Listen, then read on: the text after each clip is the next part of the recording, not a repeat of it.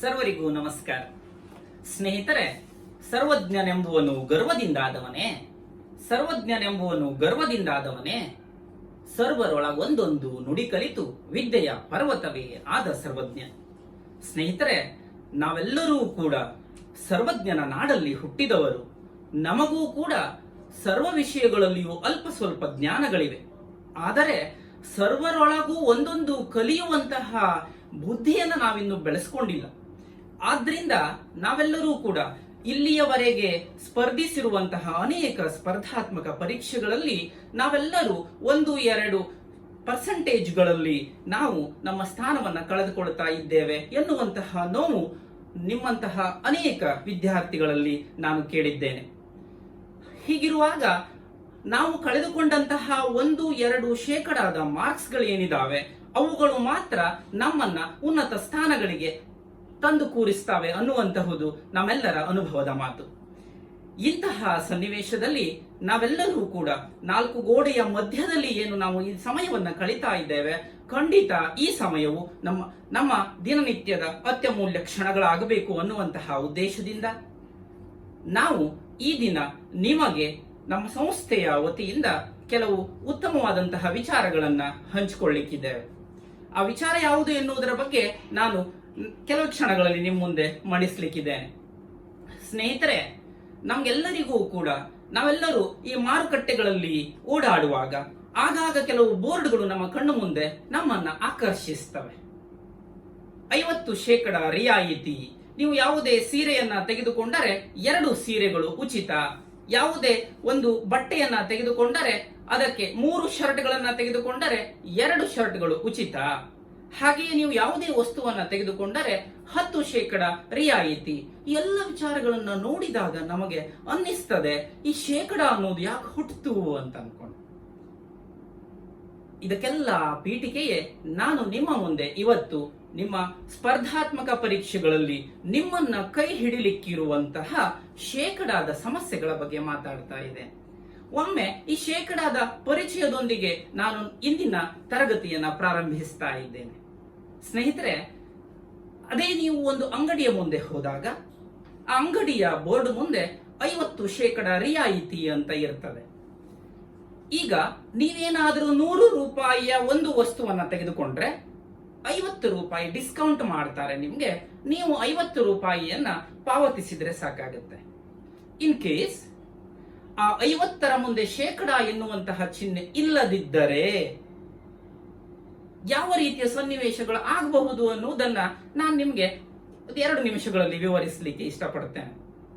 ಸ್ನೇಹಿತರೆ, in case ಆ ಅಂಗಡಿಯ ಬೋರ್ಡಿನಲ್ಲಿ ಶೇಕಡಾದ ಬದಲಿಗೆ ಕೇವಲ 50 ಅಷ್ಟೇ ಇದ್ದರೆ ನೀವು 100 ರೂಪಾಯಿಯ ವಸ್ತುವನ್ನ ತೆಗೆದುಕೊಂಡರೆ 50 ರೂಪಾಯಿಯನ್ನು ನಿಮಗೆ ಡಿಸ್ಕೌಂಟ್ ಕೊಡ್ತಾರೆ.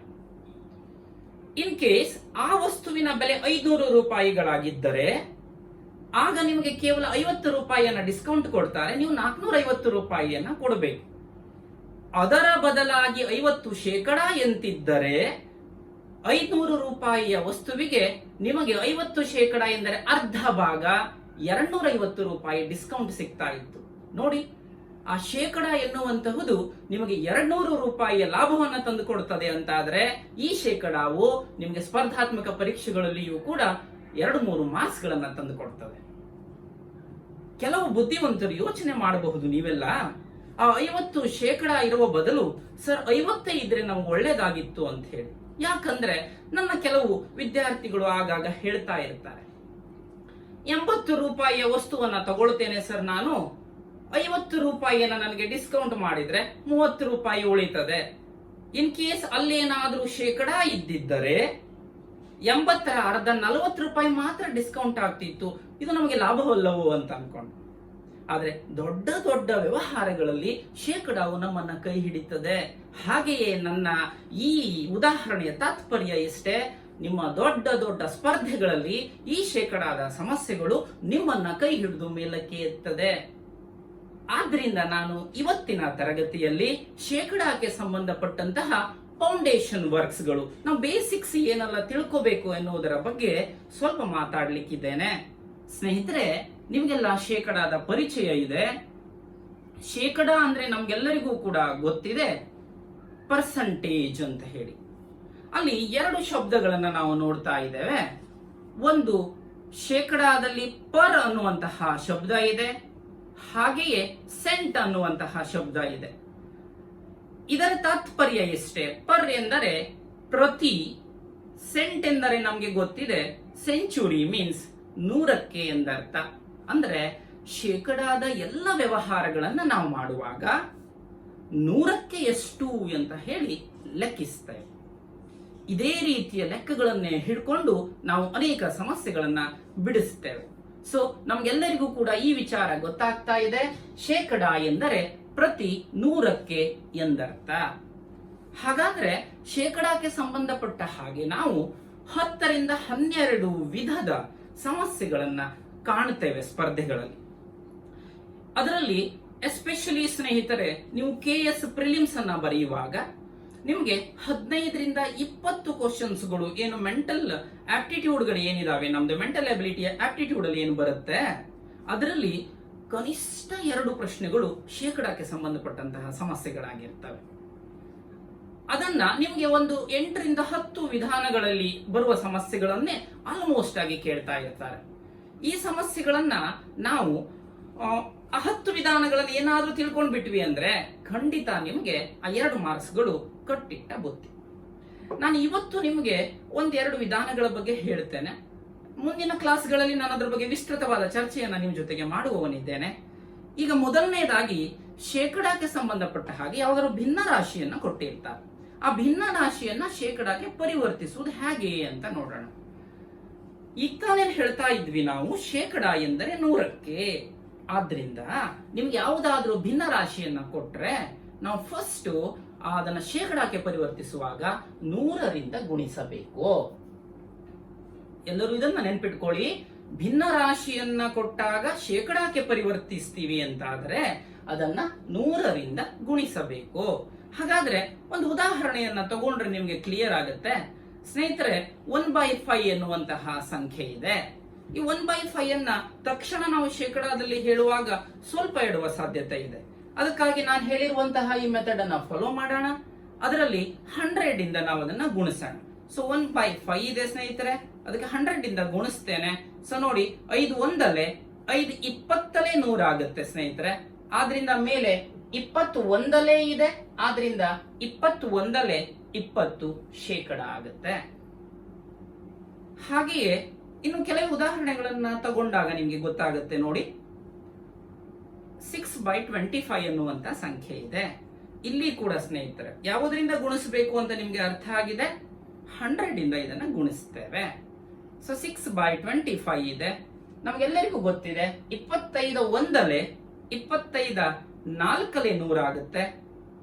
ಆದ್ರಿಂದ 6 4 24 ಶೇಕಡ.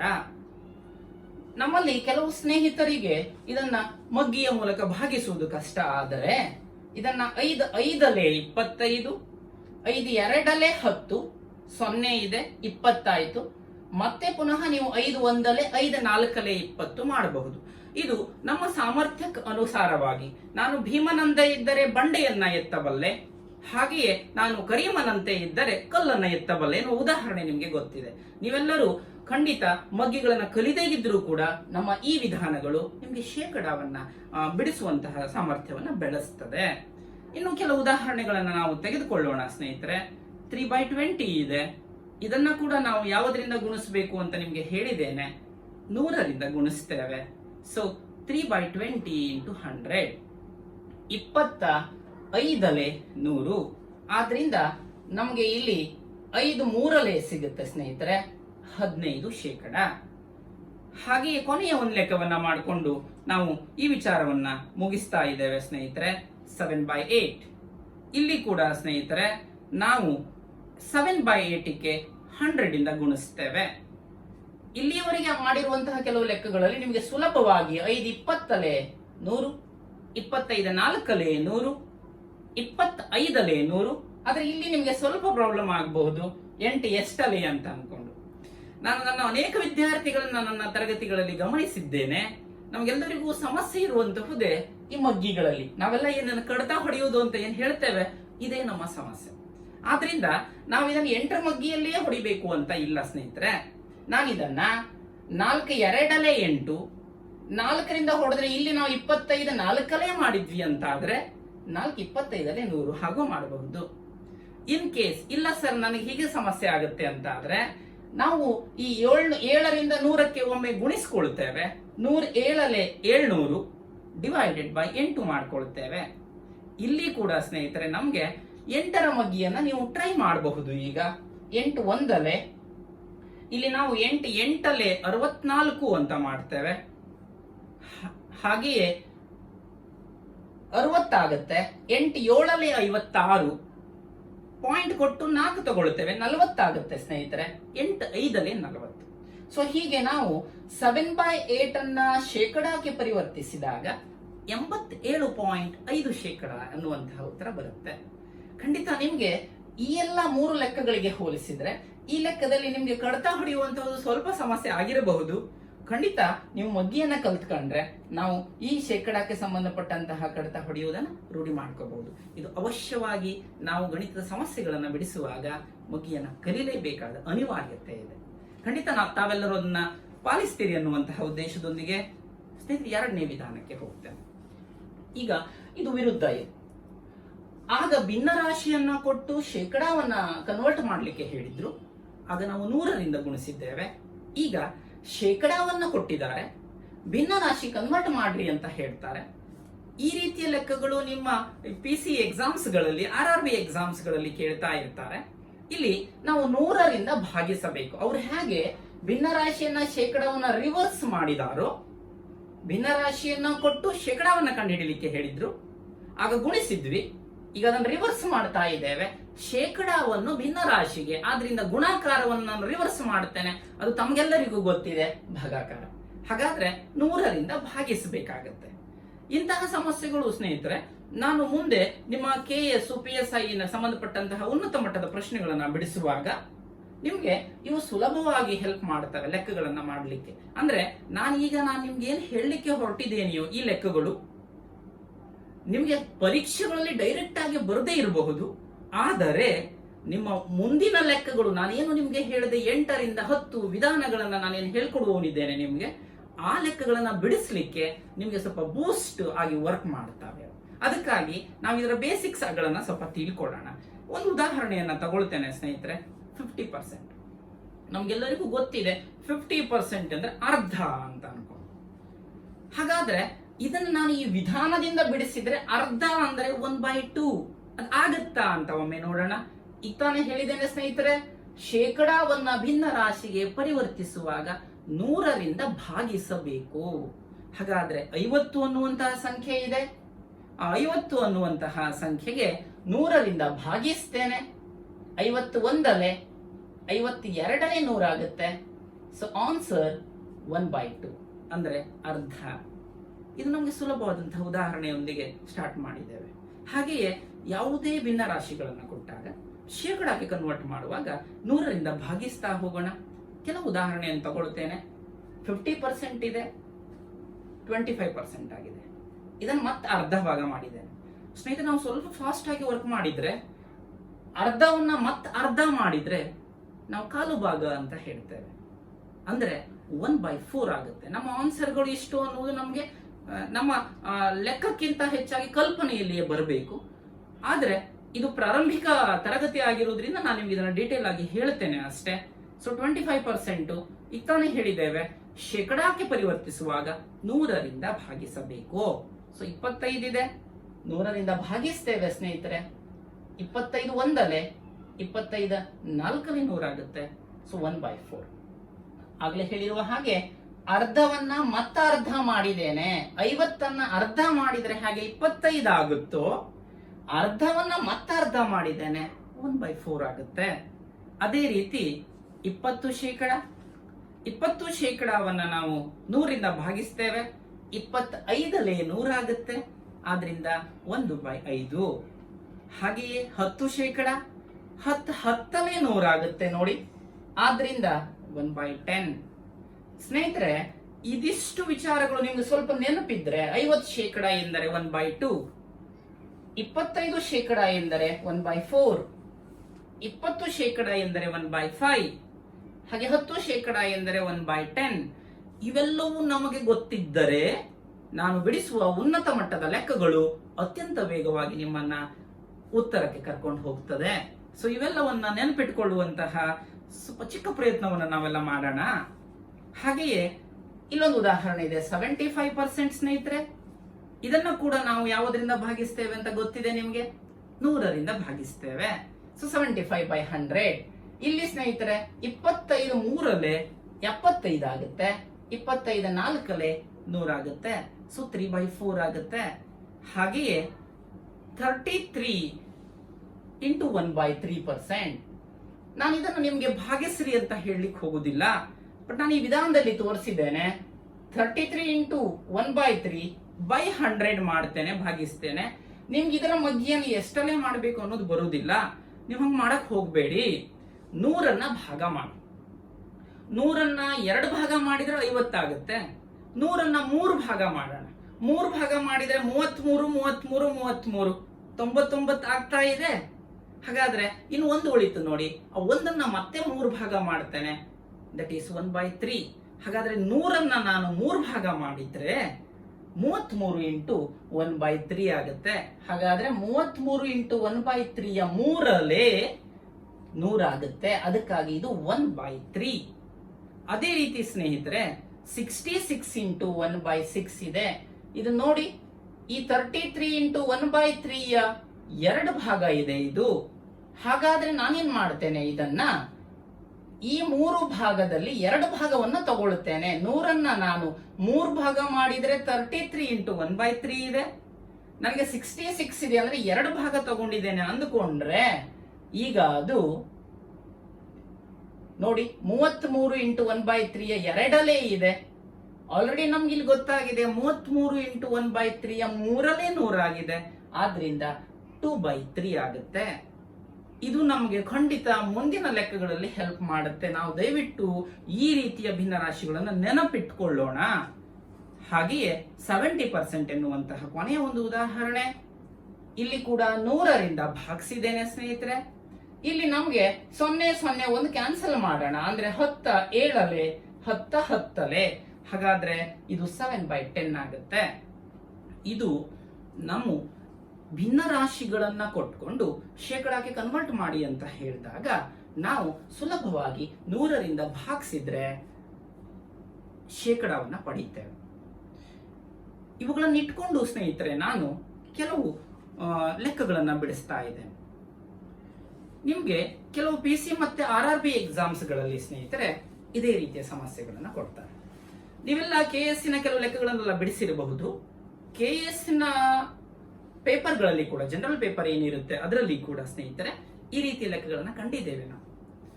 ಸೊ 4500ರ 20% ಎಷ್ಟು ಅಂತ ಹೇಳಿ.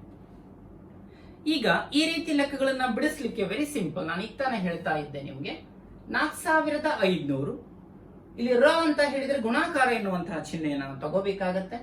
ಈಗ ತಾನೇ ಹೇಳಿದ್ದೇನೆ 20% ಎಂದರೆ 20/100. ಸೊ ನಾವಿಲ್ಲಿ ಈ 2 ಸೊನ್ನೆಗಳನ್ನ ಕ್ಯಾನ್ಸಲ್ ಮಾಡ್ತೇವೆ. ಈ 2 ಸೊನ್ನೆಗಳು ಕ್ಯಾನ್ಸಲ್ ಆಗುತ್ತೆ ಸ್ನೇಹಿತರೆ. ಉಳಿಯುವಂತಹದ್ದು 20 × 45. ಇದು ಗುಣಾಕಾರ ನಮ್ಗೆ ಸುಲಭವಾಗಿ ಬರುತ್ತೆ. 45ಅನ್ನ 2 ಸಾರಿಗೆ ನಾವು ಗುಣಿಸಿದ್ರೆ 90 ಆಗುತ್ತೆ. 45 + 45 ಅಂತ ನಮ್ಗೆ ಗುಣಾಕಾರ ಬರದೇಗಿದ್ರು ಕೂಡ 45 2 90 ಆಗುತ್ತೆ. 1 0 ಇದೆ, ಅದನ್ನು ಕೂಡ ನಾವು ಯಾಕೆ ಇಟ್ಕೊಳ್ಳೋಣ ರೀ, ಕೊಟ್ಟು ಬಿಡೋಣ ಅವರಿಗೆ. ಹಾಗಾದ್ರೆ ಅದು 900 ಆಗುತ್ತೆ. ನೋಡಿ ಸ್ನೇಹಿತರೆ 900. ಇದು ಮೂಲ ವಿಧಾನ. ಆದ್ರೆ ನಾನ್ ನಿಮ್ಗೆ ಹೇಳಲಿಕ್ಕೆ ಹೊರಟಿರುವಂತಹುದು ಇದನ್ನು ಇನ್ನೂ ಸುಲಭವಾಗಿ ಬಿಡಿಸ್ಲಿಕ್ಕೆ ಬರುತ್ತೆ. ಅವರು ಕೊಟ್ಟಿರುವಂತಹ ಸಮಸ್ಯೆ ಏನಿದೆ, 4500ರ 20% ಸ್ನೇಹಿತರೆ, ಅದನ್ನ ನಾನು ತಗೊಂಡಿದ್ದೇನೆ. ಈ ಶೇಕಡಾವನ್ನ 0ನ್ನ 100ನ್ನ ಕೆಳಗೆ ಬರೆಯುವುದು, ಮತ್ತೆ ಅದನ್ನು ಭಾಗಿಸುವ ಉದ್ದೇಶಕ್ಕೆ ಹೋಗುವುದಿಲ್ಲ ನಾನು. ನಿಮಗೆ ಕೊಟ್ಟಿರುವಂತಹ ಸಂಖ್ಯೆಯಲ್ಲಿ ಸೊನ್ನೆಗಳಿದ್ದಾವೋ ನೋಡಿ. ಇಲ್ಲಿ ನಮಗೆ 3 ಸೊನ್ನೆಗಳು ಕಾಣಿಸ್ತಾ ಇದೆ. ಅಲ್ಲಿರುವಂತಹ ಸೊನ್ನೆಗಳಲ್ಲಿ ಯಾವುದಾದರೂ 2 ಸೊನ್ನೆಗಳನ್ನ ತೆಗೆದು ಬಿಡಿ ನೀವು. ಸೊ ನೋಡಿ, ನಾನು ಇಲ್ಲಿರುವ 2 ಸೊನ್ನೆಯನ್ನು ತೆಗೆದೆ. ನಮ್ಗೆ ಆನ್ಸರ್ ಬರಬೇಕಾಗಿದ್ದು 900. ನೋಡಿ ಇಲ್ಲಿ ಕೂಡ ನಮಗೆ ಬರ್ತಾ ಇದೆ 452 900. ಇಲ್ಲಿ 1 0 ತೆಗೆದಿದ್ದೇನೆ, ಇಲ್ಲೊಂದು 0 ತೆಗೆದಿದ್ದೇನೆ. ಇಲ್ಲವೇ ಸ್ನೇಹಿತರೆ 2 0ಯನ್ನು ಕೂಡ ತೆಗಿಬಹುದು ನಾವು. ಆದ್ರೆ ಈ 0 ನಮ್ಗೆ ಇದರ ಜೊತೆಗೆ ಇದ್ದಾಗ ಅಟ್ಲೀಸ್ಟ್ ನಾವು ಯಾವಾಗಲೂ ಹೊಡಿಬೇಕಾದ್ರೆ ನಮ್ಮಲ್ಲಿ ಗುಂಪಿನಲ್ಲಿ ಒಂದಿಷ್ಟು ಜನ ಹೊಡೆಯಕ್ ಬರ್ತಾರೆ ಅಂದ್ಕೊಳ್ಳೋಣ ಸ್ನೇಹಿತರೆ. ಒಬ್ಬರಿಗೆ ಹೊಡಿಲಿಕ್ಕೆ ಹೋಗ್ಬಾರ್ದು ರೀ. ಒಬ್ಬರಿಗೆ ಹೊಡೆದು ಬಿಟ್ರೆ ಉಳಿದವ್ರು ನಮ್ಮನ್ನು ಹೊಡಿಲಿಕ್ಕೆ ಬರ್ತಾರೆ. ಅದಕ್ಕಾಗಿ ನಾವು ಇಬ್ಬರಿಗೂ ಒಂದೊಂದು 0ಯನ್ನು ಹೊಡೆದಿದ್ದೇವೆ ಸ್ನೇಹಿತರೆ. ಇಷ್ಟೇ. ಇವೆಲ್ಲ ನಾವು ಗಣಿತವನ್ನ ಕಲಿಸುವಾಗ ಮ್ಯಾಜಿಕಲಿ ಮ್ಯಾಥ್ಸ್ ಮಾಡಬೇಕು ಅಂತ ಹೇಳ್ತೀವಲ್ಲ, ಈ ರೀತಿಯ ವಿಧಾನಗಳು. ನಾವು 2 0ಗಳನ್ನ ತೆಗೆದ್ರೆ ನಮಗೆ ಶೇಕಡಾವನ್ನ ಸಂಖ್ಯೆಯಾಗಿ ಕನ್ವರ್ಟ್ ಮಾಡ್ಲಿಕ್ಕೆ ಬರುತ್ತೆ ನೋಡಿ, 452 900. ಸೊ ಈ ವಿಧಾನವನ್ನ ತಾವೆಲ್ಲರೂ ಕೂಡ ನೆನ್ಪಿಡ್ಕೋಬೇಕು. ಯಾವುದೇ ಸಂಖ್ಯೆಯ ಶೇಕಡಾವನ್ನ ಕೇಳಿದಾಗ ಆ ಸಂಖ್ಯೆಯಲ್ಲಿ ಇರುವ 2 0ಗಳನ್ನ ಮೊದಲಿಗೆ ಕ್ಯಾನ್ಸಲ್ ಮಾಡ್ಕೊಳ್ಳೋಣ. ಆ 0ಗಳು ಒಂದೇ ಸಂಖ್ಯೆಯಲ್ಲಿದ್ದರೂ ಸರಿ, 2 ಸಂಖ್ಯೆಯಲ್ಲಿದ್ದರೆ 2ರಲ್ಲಿಯೂ ತೆಗಿರಿ. ಅಕಸ್ಮಾತ್ 0ಗಳು 2 ಇಲ್ಲ ಅಂದ್ರೆ ಏನ್ ಮಾಡಬೇಕು ಅನ್ನೋದನ್ನ ನೆಕ್ಸ್ಟ್ ಉದಾಹರಣೆಗಳಲ್ಲಿ ನಿಮ್ಗೆ ತೋರಿಸ್ಲಿಕ್ಕಿದ್ದೇನೆ. ಇಲ್ಲಿ ನೋಡಿ ಸ್ನೇಹಿತರೆ, 920ರ 15%. ಮೂಲ ವಿಧಾನವನ್ನ ಒಮ್ಮೆ ನಿಮ್ಮ ಸಮಾಧಾನಕ್ಕೆ ಬಿಡಿಸ್ತಾ ಇದ್ದೇನೆ. 920 ಇಂಟು 15% ಎಂದರೆ 15/100 ಇದೆ ಸ್ನೇಹಿತರೆ. ಇಲ್ಲಿ ನಾವು ಇದನ್ನ 1 0 1 0 ತೆಗಿಲಿಕ್ಕಾಗತ್ತೆ ನೋಡಿ. 5 15 3 15 ಮಾಡಬಹುದು, 5 2 10 ಮಾಡಬಹುದು. ಇಲ್ಲವೇ ಸ್ನೇಹಿತರೆ ನಾನು 15ರ ಜೊತೆಗೆ ಇಲ್ಲಿ ಗುಣಿಸ್ಕೊಂಡಿದ್ದೇನೆ. 15 2 30, 3 ಆಗುತ್ತೆ ದಶಕ. 15 9 135, 338 ಆಗುತ್ತೆ ಸ್ನೇಹಿತರೆ. ಕೆಳಗಡೆ 10 ಇದೆ. ಇನ್ನೊಮ್ಮೆ 0ನ 1 ಹೊಡೆಯೋಣ. ಸೊ ಆನ್ಸರ್ 138 ಬರುತ್ತೆ ಸ್ನೇಹಿತರೆ ನಮಗೆ. ಹಾಗಾದ್ರೆ ಈ ವಿಧಾನದಲ್ಲಿ ತುಂಬಾ ಸುಲಭವಾಗಿ ಮಾಡಕ್ ಬರುತ್ತೆ ನಮ್ಗೆ. ನಾನು ಹೇಳಿರುವ ಹಾಗೆ 0ಯನ್ನ ಕ್ಯಾನ್ಸಲ್ ಮಾಡಬೇಕು. 1 0 ಸಿಗ್ತಾ ಇದೆ ಸ್ನೇಹಿತರೆ, ಈ 0 ನಾನು ತೆಗಿತೇನೆ. 1 0 ಕ್ಯಾನ್ಸಲ್ ಆಗುತ್ತೆ. ಆಗ 92 ಗುಣಿಸು 135 ಮಾಡ್ಕೊ 15 ಮಾಡ್ಕೊಳ್ತೇನೆ ಸ್ನೇಹಿತರೆ. 92ರ ಜೊತೆಗೆ 15 ಗುಣಿಸಿದ್ರೆ 1380 ಆಗುತ್ತೆ. ಅದರಲ್ಲಿ 1 0 ತೆಗಿತೇನೆ ಮತ್ತೆ ನಾನು. ಸೊ ಈಗ ನನಗೆ 138 ಬರ್ತಾ ಇದೆ. So answer will be same. But ನಾವು ಮಾಡುವ ಮೆಥಡ್ಗಳು ನಿಮಗೆ ಸೆಕೆಂಡ್ಸ್ ಗಳನ್ನ ಉಳಿಸ್ಲಿಕ್ಕೆ ಹೊರಟಿದೆ. ಈ ಸೆಕೆಂಡ್ಸ್ ಗಳು ಮಿನಿಟ್ಗಳಾಗಿ ಕನ್ವರ್ಟ್ ಆಗಿ ಖಂಡಿತ ನಿಮ್ಮ ಉತ್ತಮವಾದಂತಹ ಸಮಯಗಳು ಏನಿದ್ದಾವೆ ಆ ಪರೀಕ್ಷೆಯ ಹಾಲಲ್ಲಿ ಅವುಗಳನ್ನ ಉಳಿಸ್ತದೆ ಎನ್ನುವಂತಹ ಆಶಾಭಾವನೆ ನಮ್ಮದು. ಇನ್ನು 45ರ 30%. ಇಲ್ಲಿ ಕೂಡ ಸ್ನೇಹಿತರೆ ಬೇಸಿಕ್ ವಿಧಾನದಲ್ಲಿ ನಾನು ಹೀಗೆ ಮಾಡ್ಕೊಂಡಿದ್ದೇನೆ. 1 0 1 0 ತೆಗೆದಿದ್ದೇನೆ. 45 3ರಲ್ಲಿ 135 ಆಗುತ್ತೆ ಸ್ನೇಹಿತರೆ. ಕೆಳಗಡೆಗೆ 10 ಇದೆ. ಇಲ್ಲಿ ನಾವು 10ರಿಂದ ಭಾಗಿಸುವಾಗ ಇದನ್ನ ನಾವೆಲ್ಲರೂ ಸ್ವಲ್ಪ ತಿಳ್ಕೋಬೇಕು. ಇಲ್ಲಿ 1 0 ಕ್ಯಾನ್ಸಲ್ ಮಾಡಿದ್ವಿ ಅಂದ್ರೆ ಒಂದು ಸಂಖ್ಯೆಯ ಹಿಂದೆ ಪಾಯಿಂಟ್ ಇಡಬೇಕು ಅಂತ ಅರ್ಥ. ತಮಗೆ ಇವೆಲ್ಲ ವಿಚಾರಗಳು ಗೊತ್ತಿದೆ. ಸೊ 13.5 ಆಗುತ್ತೆ. ಇದನ್ನೇ ನಾನು 0 ಕ್ಯಾನ್ಸಲೇಷನ್ ಮೆಥಡ್ ಏನಿದೆ ಅದರಲ್ಲಿ ಮಾಡಿದ್ರೆ 1 0ನ್ನ ತೆಗಿತೇನೆ. 45 3 135 ಆಗುತ್ತೆ. 1 0 ತೆಗೆದಿದ್ದೇನೆ. ಇನ್ನೊಂದು 0 ಇಲ್ಲದ ಸಂದರ್ಭದಲ್ಲಿ ಉತ್ತರದಲ್ಲಿ ಒಂದು ಸಂಖ್ಯೆಯ ಹಿಂದೆ ಪಾಯಿಂಟ್ ಕೊಡಿ. ಮತ್ತೊಮ್ಮೆ ರಿಪೀಟ್ ಮಾಡ್ತಿದ್ದೀನಿ ಸ್ನೇಹಿತರೆ. ಕೊಟ್ಟಿರುವ ಸಂಖ್ಯೆಯಲ್ಲಿ 2 0ಗಳಿದ್ದರೆ 2 0ಗಳನ್ನ ಕ್ಯಾನ್ಸಲ್ ಮಾಡಿ ಗುಣಿಸಿ ಉತ್ತರವನ್ನ ಬರೆಯಿರಿ. 1 0 ಇದ್ರೆ 1 0ನ ಕ್ಯಾನ್ಸಲ್ ಮಾಡಿ ನಿಮ್ಗೆ ಉತ್ತರ ಬಂದಾಗ ಇನ್ನೊಂದು 0 ಸಿಕ್ಕರೆ ಅಲ್ಲಿ ಹೊಡೀರಿ. ಕೆಲವು ಸಂದರ್ಭಗಳಲ್ಲಿ 1 0 ಇದೆ, ಅದನ್ನು ಹೊಡೆದಿದ್ದೇನೆ. ಇನ್ನೊಂದು 0 ನನಗೆ ಉತ್ತರದಲ್ಲಿ ಸಿಗಬೇಕಾಗಿತ್ತು, ದುರದೃಷ್ಟವಶಾತ್ ಸಿಕ್ಕಿಲ್ಲ. ಖಂಡಿತ ನಾವು ಯಾರು ಬೇಜಾರಾಗುವ ಅವಶ್ಯಕತೆ ಇಲ್ಲ. ಉತ್ತರದ ಒಂದು ಸಂಖ್ಯೆಯ ಹಿಂದೆ ಪಾಯಿಂಟ್ ಇಡ್ತಾ ಇದ್ದೇನೆ. ಆನ್ಸರ್ 13.5 ಎರಡೂ ಕೂಡ ಸೇಮ್ ಬರುತ್ತೆ. ಆದ್ರಿಂದ ಈ 0 ಕ್ಯಾನ್ಸಲೇಷನ್ ಮೆಥಡ್ ಖಂಡಿತ ನಿಮ್ಮ ಸಮಯವನ್ನು ಉಳಿಸುತ್ತೆ. ಇನ್ನಿಲ್ಲೊಂದು ವಿಚಾರ, 28ರ 12% ಎಷ್ಟು? ಸ್ನೇಹಿತರೆ, ಇಲ್ಲಿ ಯಾವ ಸಂಖ್ಯೆಗಳಲ್ಲಿಯೂ 0ಗಳಿಲ್ಲ. ನಾನೀಗ ಮೂಲ ವಿಧಾನವನ್ನ ನಿಮ್ಗೆ ತೋರಿಸಿದ್ದೇನೆ. ಇಲ್ಲಿ 28 ಗುಣಿಸು ಇಲ್ಲಿ 12 ಇದ್ದಾಗ ನಾವು ಇದನ್ನ 4 3 12, 4 25 ಆಗುತ್ತೆ ಸ್ನೇಹಿತರೆ. ನೆಕ್ಸ್ಟ್ ನಾವು ಇದನ್ನು ಗುಣಿಸ್ಕೊಂಡಿದ್ದೇವೆ. 28 3 84 ಆಗುತ್ತೆ. 25 ಹಾಗೆ ಇದೆ. 25ರಿಂದ ಭಾಗಿಸಿದ್ರೆ 3.336 ಬರುತ್ತೆ. ಆದ್ರೆ ನಾವು ಇಷ್ಟೆಲ್ಲ ಸಾಹಸ ಮಾಡುವುದಕ್ಕಿಂತ ನನ್ನ ಕ್ಯಾನ್ಸಲೇಷನ್ ಮೆಥಡ್ ನಾನೇನ್ ಮಾಡ್ತೇನೆ, 28 ಗುಣಿಸು 12 ಮಾಡ್ಕೊಳ್ತೇನೆ. ನಮ್ಗೆಲ್ಲ ಗೊತ್ತಿದೆ 12 8 96, 6 9 ಆಗುತ್ತೆ. 12 2 24 9 33 ಆಗುತ್ತೆ. ಈಗ ನಾವು ಮಾಡಬೇಕಾಗಿರುವಂತಹುದು, 0ಗಳಿಲ್ಲ ನಮ್ಮ ಕೈಯಲ್ಲಿ. ಸೊನ್ನೆಗಳಿಲ್ಲದೆ ಇರುವಾಗ ಸಂಖ್ಯೆಯ ಹಿಂದೆ ಪಾಯಿಂಟ್ ಕೊಡಿ ಅಂತ ನಾನು ನಿಮ್ಮ ಹತ್ರ ಹೇಳ್ತಾ ಇದ್ದೆ.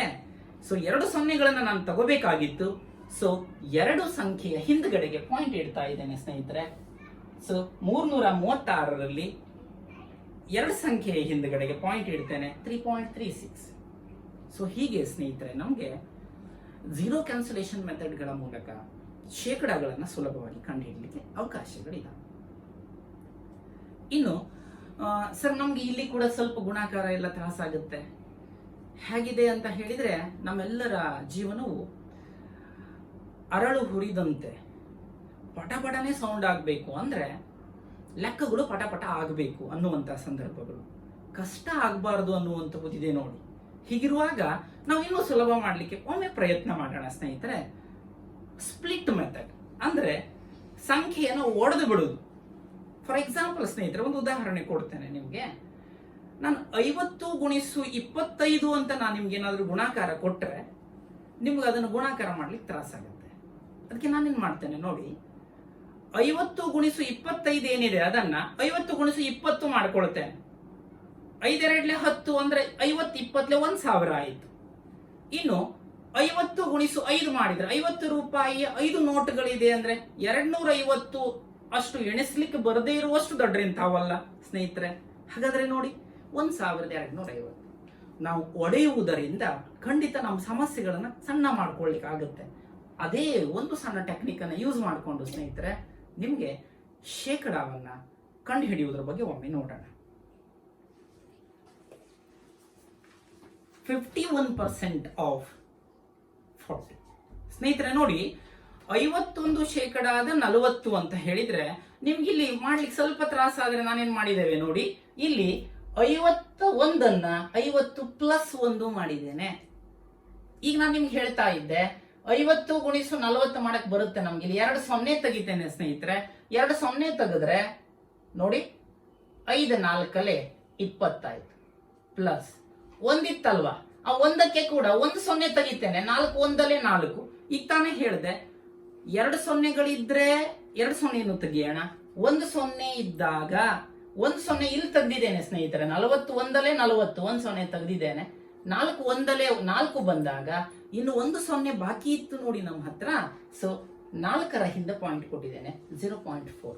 ಈಗ ನೋಡಿ ನಮ್ಗೆ ಸುಲಭವಾಗಿ ಇಷ್ಟು ಕೂಡಿಸ್ಲಿಕ್ಕೆ ಬರುತ್ತೆ. 20 + 0.4 ಎಂದರೆ 20.4 ಆಗುತ್ತೆ. ಸೊ ಹೀಗೆ ಒಡೆಯುವುದರಿಂದ ನಾವು ಶೇಕಡಾವನ್ನ ಸುಲಭವಾಗಿ ಕಂಡುಹಿಡಿಯಲಿಕ್ಕಾಗುತ್ತೆ.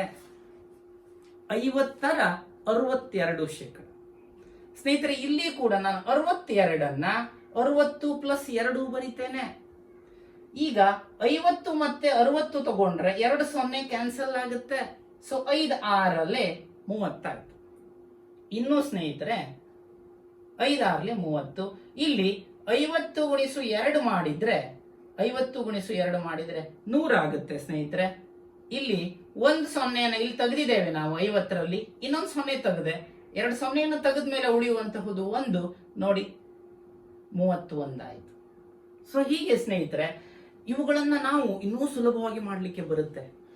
ನಿಮಗೆ ಒಂದು ಸಣ್ಣ ಉದಾಹರಣೆಯನ್ನ ಕೊಡ್ತೇನೆ ನೋಡಿ. 50ರ 62% ಏನಿದೆ ನಾನು ಇದನ್ನು ಉಲ್ಟಾ ಮಾಡ್ತೇನೆ ಸ್ನೇಹಿತರೆ. ನೋಡಿ ಶೇಕಡಾವನ್ನ ಉಲ್ಟಾ ಮಾಡಿದ್ರೆ ಬೆಲೆಯಲ್ಲಿ ಬದಲಾವಣೆ ಆಗುವುದಿಲ್ಲ.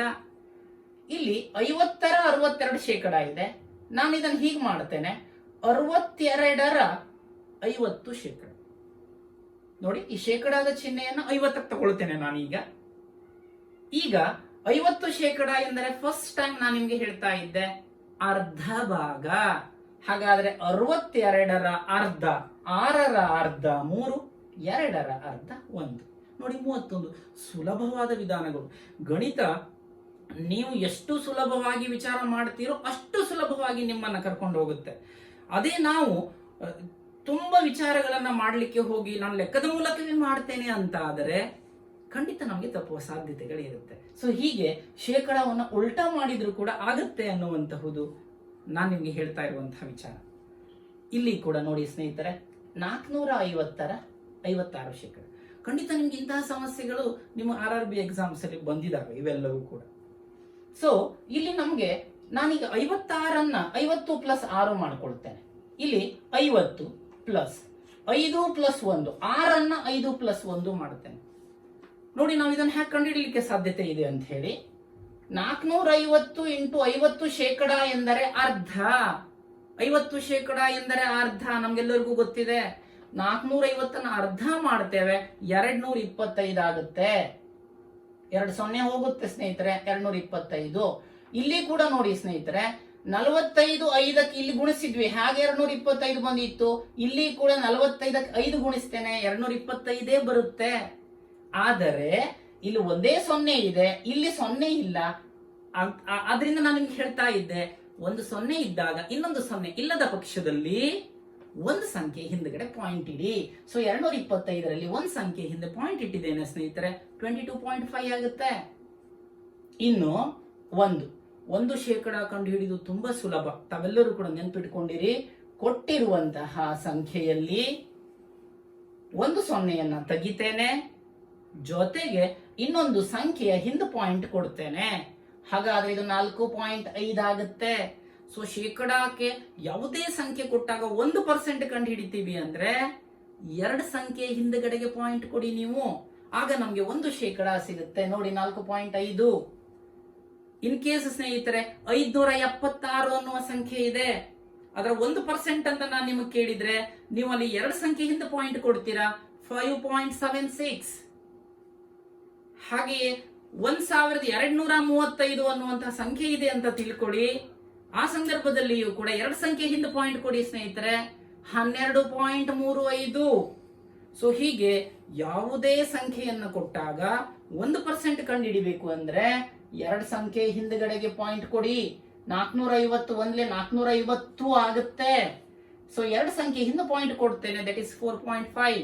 ಇವೆಲ್ಲವನ್ನ ಕೂಡಿಸುವುದನ್ನು ನಾವು ಖಂಡಿತ ರೂಢಿ ಮಾಡ್ಕೋಬೇಕಾಗುತ್ತೆ. ಕೂಡಿಸಿದ್ರೆ ಸ್ನೇಹಿತರೆ 252 ಬರುತ್ತೆ. ಸೊ ಹೀಗೆ 56% ನಾನು ಸ್ಪ್ಲಿಟ್ ಮಾಡಿದ್ದೇನೆ. ಒಡೆದಾಗ ಈ ರೀತಿಯಾಗಿ ನಾವು ಸುಲಭವಾಗಿ ಕಂಡುಹಿಡ್ಲಿಕ್ಕೆ ಬರುತ್ತೆ. ಖಂಡಿತ ನಿಮ್ಗೆ ಈ ಸಮಸ್ಯೆಗಳು ಶೇಕಡಾವನ್ನು ಸುಲಭವಾಗಿ ಸಾಲ್ವ್ ಮಾಡಲಿಕ್ಕೆ ಸಹಾಯ ಮಾಡ್ತದೆ. 24/82%. ಇಲ್ಲಿ ಕೂಡ ನೋಡಿ ಸ್ನೇಹಿತರೆ, 82 ನಾನು 80 + 2 ಮಾಡಿದ್ದೇನೆ. ಹಾಗಾದ್ರೆ ಫಸ್ಟ್ ನಾನು 24 × 80ರಲ್ಲಿ 1 0ಯನ್ನು ಕ್ಯಾನ್ಸಲ್ ಮಾಡ್ತೇನೆ. 1 0 ತೆಗೆದ್ರೆ ಇಲ್ಲಿ 8 4 32 ಆಗುತ್ತೆ. ಹಾಗೆ 8 2 16 3 19 ಆಗುತ್ತೆ. 1 0ಯನ್ನು ಮೊದಲೇ ತೆಗೆದಿರುವುದರಿಂದ ಕೇವಲ ಒಂದು ಸಂಖ್ಯೆಯ ಹಿಂದೆ ಪಾಯಿಂಟ್ ಕೊಡ್ತೇನೆ, ಆವಾಗ ಅದು 19.2 ಆಗುತ್ತೆ. ಇನ್ನೊಂದು ಸಂಖ್ಯೆ ಗುಣಿಸಿದರೆ 24 2 48, ಯಾವ ಸೊನ್ನೆಗಳೂ ಇಲ್ಲ. ಶೇಕಡಾಕ್ಕೆ ಪರಿವರ್ತಿಸುವಾಗ 2 ಸಂಖ್ಯೆ ಹಿಂದೆ ಪಾಯಿಂಟ್ ಕೊಡ್ತೇನೆ. 2 ಸಂಖ್ಯೆ ಹಿಂದೆ ಅಂದ್ರೆ 0.48. ಇದನ್ನ ಕೂಡಿಸಿದರೆ ಸ್ನೇಹಿತರೆ 19.8 ಹಾಗೆ ಉಳಿಯುತ್ತೆ. 2 4 6 ಆಗುತ್ತೆ. ಸೊ ನೋಡಿ, ನಾವು ಶೇಕಡಾವನ್ನ ಹೀಗೆ ಸ್ಪ್ಲಿಟ್ ಮಾಡುವುದರ ಮೂಲಕ ಸುಲಭವಾಗಿ ಕಂಡುಹಿಡಲಿಕ್ಕೆ ಸಾಧ್ಯತೆ ಇದೆ. ಇನ್ನೊಂದು ಉದಾಹರಣೆಯನ್ನ ನೋಡೋಣ ಸ್ನೇಹಿತರೆ. 350ರ 66%. ಇಲ್ಲಿ ಸ್ನೇಹಿತರೆ 66ಅನ್ನ ನಾನು 60 + 5 + 1 ಮಾಡ್ಕೊಂಡಿದ್ದೇನೆ ಸ್ನೇಹಿತರೆ. ಎಕ್ಸ್ ಅನ್ನ ಹಾಗೆ ಇಟ್ಕೊಂಡಿದ್ದೇನೆ. ಹಾಗಾದರೆ ಅದು 1256ರ 5/8ಕ್ಕೆ ಸಮ ಆದರೆ ಎಕ್ಸ್ ದ ಬೆಲೆ ಏನು ಅಂತ ಹೇಳಿ ಇದನ್ನ ನಿಮ್ಮ RRB 2007 ಪೇಪರ್ ಅಲ್ಲಿ ಕೊಟ್ಟಿದ್ದಾರೆ. ಹಾಗಾದ್ರೆ ಇಲ್ಲಿ ಎಕ್ಸ್ ದ ಬೆಲೆ ಕಂಡುಹಿಡ್ಲಿಕ್ಕೆ ನಾನು ಈಗ ನಿಮ್ಗೆ ಹೇಳ್ಕೊಟ್ಟಿರುವಂತಹ ಶೇಕಡಾ ಕಂಡುಹಿಡಿಯುವುದನ್ನ ಒಮ್ಮೆ ಮಾಡಿದ್ರೆ 2 0ಗಳು ಕ್ಯಾನ್ಸಲ್ ಆಗುತ್ತೆ ಸ್ನೇಹಿತರೆ. 6 5 30, 3 6 3 18, 3 21, 210 ಆಯ್ತು. ಹಾಗೆಯೇ 350ರಿಂದ 5ಕ್ಕೆ ಗುಣಿಸಬೇಕು. ಫಸ್ಟ್ 1 0ಯನ್ನ ಕ್ಯಾನ್ಸಲ್ ಮಾಡೋಣ ನಾವು. 5 5 25, 2 5 3 15, 2 17. 1 0ನ ಮೊದಲೇ ಕ್ಯಾನ್ಸಲ್ ಮಾಡಿರುವುದರಿಂದ ಒಂದು ಸಂಖ್ಯೆ ಹಿಂದೆ ಪಾಯಿಂಟ್ ಕೊಡ್ತೇನೆ, 17.5 ಆಗುತ್ತೆ. ಪ್ಲಸ್ ಇನ್ನೊಂದು ಸ್ಪ್ಲಿಟ್ ಮಾಡಿರುವಂತಹುದಿದೆ 350, 1 350 ಆಗುತ್ತೆ. 2 ಸಂಖ್ಯೆ ಹಿಂದೆ ಅಂದ್ರೆ 0 ಮತ್ತೆ 5 ಹಿಂದೆ ಪಾಯಿಂಟ್ ಕೊಡ್ತೇನೆ, ಅವಾಗ 3.5 ಆಗುತ್ತೆ. ಇಲ್ಲಿ ನಮ್ಗೆ ಸ್ನೇಹಿತರೆ 8ರಿಂದ ಭಾಗಿಸಿದ್ರೆ ಇದು ನಮ್ಗೆ 1157 × 5 ಆಗುತ್ತೆ. ಆ, ಆಗ ನಾವು ಈ ಎಕ್ಸ್ ಬೆಲೆಯನ್ನ ಈಸಿಯಾಗಿ ಕಂಡುಹಿಡ್ಲಿಕ್ಕೆ ನಾವು ಇದಿಷ್ಟನ್ನ ಕೂಡ ಕೂಡಿಸ್ಬೇಕಾಗತ್ತೆ. 231 ಆಗುತ್ತೆ ಪ್ಲಸ್ ಎಕ್ಸ್ ಈಕ್ವಲ್ 785 ಇದೆ ಸ್ನೇಹಿತರೆ. ಹಾಗಾದ್ರೆ ನಾನು 231 ಆ ಕಡೆಗೆ ಕಳಿಸಿದಾಗ ಅದು ಮೈನಸ್ ಆಗುತ್ತೆ ಎನ್ನುವಂತಹ ಜ್ಞಾನ ನಮ್ಗೆಲ್ಲರಿಗೂ ಇದೆ. ಹಾಗಾದ್ರೆ 785ರಲ್ಲಿ 231 ಕಳೆಯೋಣ, 554 ಆಗುತ್ತೆ. ಸ್ನೇಹಿತರೆ, ಶೇಕಡಾಕ್ಕೆ ಸಂಬಂಧಪಟ್ಟ ಹಾಗೆ ಇವು ನಮ್ಮ ಫೌಂಡೇಶನ್ ವರ್ಕ್ಸ್ಗಳು.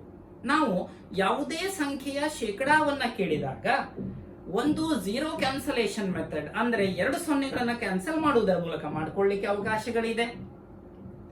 ಇಲ್ಲವೇ ಅದನ್ನ ನಾವು ಸ್ಪ್ಲಿಟ್ ಮಾಡಿಕೊಂಡು ಕೊಟ್ಟಿರುವ ಸಂಖ್ಯೆಯನ್ನ 2 ಅಥವಾ 3 ಭಾಗಗಳಾಗಿ ಮಾಡಿ ಚಿಕ್ಕ ಚಿಕ್ಕ ಸಂಖ್ಯೆಗಳಾಗಿ ಪರಿವರ್ತನೆ ಮಾಡಿಕೊಳ್ಳುತ್ತೇವೆ.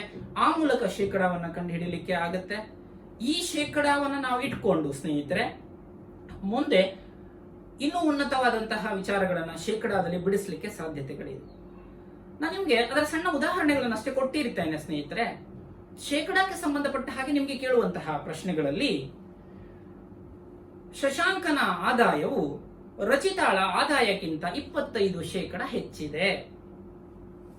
ಹಾಗಾದ್ರೆ ರಚಿತಾಳ ಆದಾಯ ಶಶಾಂಕನಿಗಿಂತ ಎಷ್ಟು ಶೇಕಡ ಕಡಿಮೆ ಇದೆ ಅನ್ನುವಂತ ಪ್ರಶ್ನೆ ಕೇಳ್ತಾರೆ. ನೀವೆಲ್ಲ ಈಗ ಯೋಚನೆ ಮಾಡಿರ್ಬೋದು, ಥಟ್ ಅಂತ ಹೇಳಿ ಯೋಚನೆ ಮಾಡ್ತೀರಿ. ಯಾಕಂದ್ರೆ ನಾವೆಲ್ಲ ಆ ಚಂದನ ಟಿವಿಯಲ್ಲಿ ಬರುವ ಥಟ್ ಅಂತ ಹೇಳಿ ಕಾರ್ಯಕ್ರಮವನ್ನು ನೋಡಿ ಬೆಳೆದವರು. ನೋಡಿ, ಶಶಾಂಕನಿಗಿಂತ ರಚಿತಾ 25% ಜಾಸ್ತಿ ಇದ್ದಾಳೆ ಅಂತ ಆದ್ರೆ ಶಶಾಂಕನು ರಚಿತಾಳಿಗಿಂತ 25% ಕಡಿಮೆ ಇದ್ದಾಳೆ ಅಲ್ವಾ ಸರ್ ಅಂತ ಯೋಚನೆ ಮಾಡಿರ್ತೀರ. ಖಂಡಿತ ತಪ್ಪಾಗುತ್ತೆ ಸ್ನೇಹಿತರೆ. ಇದು ಈ ರೀತಿಯ ಸಮಸ್ಯೆಗಳನ್ನು ನಾವು ಬಿಡಿಸುವಾಗ ಸುಲಭವಾದಂತಹ ವಿಧಾನಗಳನ್ನು ಬಿಡಿಸ್ತೇವೆ. ನಿಮ್ಗೆ ಖಂಡಿತ ನನ್ನ ನೆಕ್ಸ್ಟ್ ಗಣಿತದ ತರಗತಿಗಳನ್ನ ನೀವು ನೋಡಿದಾಗ ಶೇಕಡವನ್ನು ಇಷ್ಟು ಸುಲಭವಾಗಿ ಬಿಡಿಸಬಹುದಾ ಎನ್ನುವಂತಹ ಉದ್ಗಾರವನ್ನ ಖಂಡಿತ ತಾವೆಲ್ಲರೂ ಕೂಡ ತಾಳುವವರಿದ್ದೀರಾ. ಹಾಗೆಯೇ ಸ್ನೇಹಿತರೆ, ಕಾಮನ್ ಆಗಿ ನಾನು ನಿಮ್ಗೆ ಒಂದು ಸಣ್ಣ ಉದಾಹರಣೆಯನ್ನ ಕೊಡ್ಲಿಕ್ಕೆ ಇಷ್ಟಪಡ್ತೇನೆ. ನೀವು ಒಂದು ಬೇಕರಿಗೆ ಹೋಗ್ತೀರಿ ಅಂತ ಅಂದುಕೊಳ್ರಿ ಸ್ನೇಹಿತರೆ. ಬೇಕರಿಯಲ್ಲಿ 5 ಸೆಂಟಿಮೀಟರ್ ತ್ರಿಜ್ಯ ಇರುವಂತಹ ಒಂದು ಹೋಳಿಗೆಯನ್ನ ನಿಮಗೆ ಇಟ್ಟಿದ್ದಾರೆ ಮಾರಾಟಕ್ಕೆ. 10 ಸೆಂಟಿಮೀಟರ್ ಅಷ್ಟು ತ್ರಿಜ್ಯವಿರುವ ಹೋಳಿಗೆಯನ್ನ ಮಾರಾಟ ಮಾಡ್ಲಿಕ್ಕೆ ಇಟ್ಟಿದ್ದಾರೆ. 5 ಸೆಂಟಿಮೀಟರ್ ಇರುವಂತಹ ಹೋಳಿಗೆಯನ್ನ ನಿಮ್ಗೆ 10 ರೂಪಾಯಿಗೆ 3 ಕೊಡುವವರಿದ್ದಾರೆ. 10 ಸೆಂಟಿಮೀಟರ್ ತ್ರಿಜ್ಯವಿರುವ ಹೋಳಿಗೆಯನ್ನ 10 ರೂಪಾಯಿಗೆ 1 ಕೊಡುವವರಿದ್ದಾರೆ. ತಾವು ಯಾವುದನ್ನ ತಗೊಳ್ತೀರಾ? ಖಂಡಿತ ನಿಮ್ಮಲ್ಲಿ ಸುಮಾರು ಜನ ವಿಚಾರ ಮಾಡಿರ್ತೀರಿ, 10 ರೂಪಾಯಿಗೆ 3 ಸಿಗುತ್ತೆ ಅಂದ ಮೇಲೆ 1 ಹೋಳಿಗೆ ತಗೊಂಡು ಏನ್ ಮಾಡೋಣ ಅಂತ ಹೇಳಿ. ಖಂಡಿತ ನಿಮ್ಮ ಉತ್ತರಕ್ಕೆ ನಾನು ನೆಕ್ಸ್ಟ್ ತರಗತಿಯಲ್ಲಿ ಸಮಜಾಯಿಷಿಯನ್ನು ಕೊಡುವವನಿದ್ದೇನೆ ಸ್ನೇಹಿತರೆ. ಅಂದ್ರೆ ಶೇಕಡಾದ ಸಮಸ್ಯೆಗಳು ಹೇಗಿದ್ದಾವೆ ಅಂತ ಹೇಳಿದ್ರೆ ಮೇಲ್ನೋಟಕ್ಕೆ ನನ್ನದೇ ಸರಿ ಅನ್ನುವಂತಹ ಭಾವನೆ ಇದೆ. ಖಂಡಿತ ನಿಮ್ಮ ಉತ್ತರ ಅದರಲ್ಲಿ ಉಲ್ಟಾ ಪಲ್ಟಾ ಆಗುವ ಸಾಧ್ಯತೆಗಳಿದ್ದಾವೆ. ಹಾಗೆಯೇ ಶೇಕಡಾಕ್ಕೆ ಸಂಬಂಧಪಟ್ಟ ಹಾಗೆ ಇನ್ನೊಂದು ಸಣ್ಣ ಉದಾಹರಣೆ. ಈಗ ಈ ಕ್ಲಾಸ್ಗಳನ್ನ ತಮ್ಮಲ್ಲಿ ಅನೇಕ ವಿದ್ಯಾರ್ಥಿನಿಯರು ಕೇಳ್ತಾ ಇರಬಹುದು ಸ್ನೇಹಿತರೆ. ಒಂದು ಹೊಸ ಟವೆಲ್ ಅನ್ನ ತಗೊಂಡಿರ್ತೀರಾ. ಆ ಹೊಸ ಟವೆಲ್ ಅನ್ನ ತಗೊಂಡು ಅದನ್ನು ವಾಶ್ ಮಾಡ್ತೀವಿ ಅಂತ ಅಂದುಕೊಳ್ಳೋಣ. ಖಂಡಿತ ವಿದ್ಯಾರ್ಥಿನಿಯರು ಇದ್ರ ಬಗ್ಗೆ ವಿಚಾರ ಮಾಡಬೇಕು. ನೀವು ಹೊಸ ಟವೆಲ್ ಅನ್ನ ಬಳಸ್ಕೊಂಡು ಅದನ್ನು ವಾಶ್ ಮಾಡಿದ ತಕ್ಷಣ ಆ ಹೊಸ ಟವೆಲ್ಲಿನ ವಿಸ್ತೀರ್ಣ ಹೆಚ್ಚಾಗುತ್ತೋ ಕಡಿಮೆ ಆಗುತ್ತೋ? ಎಷ್ಟು ಶೇಕಡ ಹೆಚ್ಚಾಗುತ್ತೆ, ಎಷ್ಟು ಶೇಕಡ ಕಡಿಮೆ ಆಗುತ್ತೆ? ಇದ್ರ ಬಗ್ಗೆ ವಿಚಾರ ಮಾಡ್ಕೊಂಡಿರಿ. ನಾನು ನೆಕ್ಸ್ಟ್ ಕ್ಲಾಸ್ಗಳಲ್ಲಿ ನಿಮ್ಗೆ ಅದರ ಸ್ಪಷ್ಟ ಮಾಹಿತಿಯನ್ನು ಕೊಡುವವನಿದ್ದೇನೆ. ಹಾಗೆಯೇ ಸ್ನೇಹಿತರೆ, ಈ ಶೇಕಡಾದ ಬಗ್ಗೆ ಇಂತಹ ಕೊರೋನಾದ ಸಂದರ್ಭದಲ್ಲಿ ನಾನು ನಿಮ್ಗೆ ಹೇಳಬೇಕಾದಂತಹ ಒಂದು ಸಣ್ಣ ಉದಾಹರಣೆ. ಒಂದು ಗ್ರಾಮ ಇದೆ ಸ್ನೇಹಿತರೆ. ಒಂದು ಗ್ರಾಮದಲ್ಲಿ 8,000 ಜನಸಂಖ್ಯೆ ಇದೆ. ಆ 8,000 ಜನಸಂಖ್ಯೆಯಲ್ಲಿ ಮೊದಲನೇ ತಿಂಗಳಿನಲ್ಲಿ 10% ಸೋಂಕಿತರು ಹೆಚ್ಚಾಗಿದ್ದಾರೆ. ಎರಡನೇ ತಿಂಗಳಲ್ಲಿ 20% ಸೋಂಕಿತರು ಹೆಚ್ಚಾಗ್ತಾ ಇದ್ದಾರೆ. ಯಾಕೆ ಹೆಚ್ಚಾಗ್ತಾ ಇದ್ದಾರೆ ಅಂದ್ರೆ ನಿಮ್ಗೆಲ್ಲ ಗೊತ್ತಿದೆ. ನಾವೆಲ್ಲ ಸಾಮಾಜಿಕ ಅಂತರವನ್ನ ಎಷ್ಟು ಕಾಪಾಡಿಕೊಳ್ತಾ ಇದ್ದೇವೆ ಅನ್ನುವಂತಹ ಒಮ್ಮೆ ಆಂತರಿಕವಾಗಿ ಯೋಚನೆ ಮಾಡಿದ್ರೆ ನಮ್ಗೆಲ್ಲ ಗೊತ್ತಾಗ್ತಾ ಇದೆ. 3ನೇ ತಿಂಗಳಲ್ಲಿ 30% ಹೆಚ್ಚಾಗುತ್ತೆ. ಹಾಗಾದ್ರೆ 3 ತಿಂಗಳ ಅಂತ್ಯದಲ್ಲಿ ಆ ಗ್ರಾಮದಲ್ಲಿ ಎಷ್ಟು ಜನ ಸೋಂಕಿತರಿದ್ದಾರೆ ನೋಡಿ. 10%, 20%, 30% ಕ್ರಮವಾಗಿ 3 ತಿಂಗಳುಗಳಲ್ಲಿ ಹೆಚ್ಚಾದರೆ 3 ತಿಂಗಳ ಅಂತ್ಯಕ್ಕೆ ಆ ಗ್ರಾಮದಲ್ಲಿರುವ ಸೋಂಕಿತರ ಸಂಖ್ಯೆ ಎಷ್ಟು? ಈ ಎಲ್ಲ ಸಮಸ್ಯೆಗಳನ್ನ ನಾವು ತುಂಬಾ ಸುಲಭವಾಗಿ ಬಿಡಿಸಲಿಕ್ಕೆ ನೆಕ್ಸ್ಟ್ ತರಗತಿಗಳಲ್ಲಿ ಪ್ರಯತ್ನ ಮಾಡೋಣ ಸ್ನೇಹಿತರೆ. ಖಂಡಿತ ನೀವೆಲ್ಲರೂ ನನ್ನ ನೆಕ್ಸ್ಟ್ ಗಣಿತದ ಕ್ಲಾಸ್ ಏನಿದೆ, ಶೇಕಡಕ್ಕೆ ಸಂಬಂಧಪಟ್ಟಂತಹ ಕ್ಲಾಸ್ ಅನ್ನು ತಾವೆಲ್ಲ ನೋಡಿದ್ರೆ ಗೊತ್ತಾಗುತ್ತೆ ಗಣಿತವು ನಿಜವಾಗ್ಲೂ ಇಷ್ಟು ಸುಲಭವಾಗಿ ಬಿಡಿಸಲಿಕ್ಕೆ ಸಾಧ್ಯತೆ ಇದೆಯೋ ಅಂತ ಹೇಳಿ. ಸೊ ಈ ರೀತಿಯ ಅನೇಕ ಉದಾಹರಣೆಗಳೊಂದಿಗೆ ನೆಕ್ಸ್ಟ್ ಕ್ಲಾಸ್ ಅಲ್ಲಿ ನಿಮಗೆ ಸಿಗ್ತಾ ಇದ್ದೇನೆ. ನಮಸ್ಕಾರ.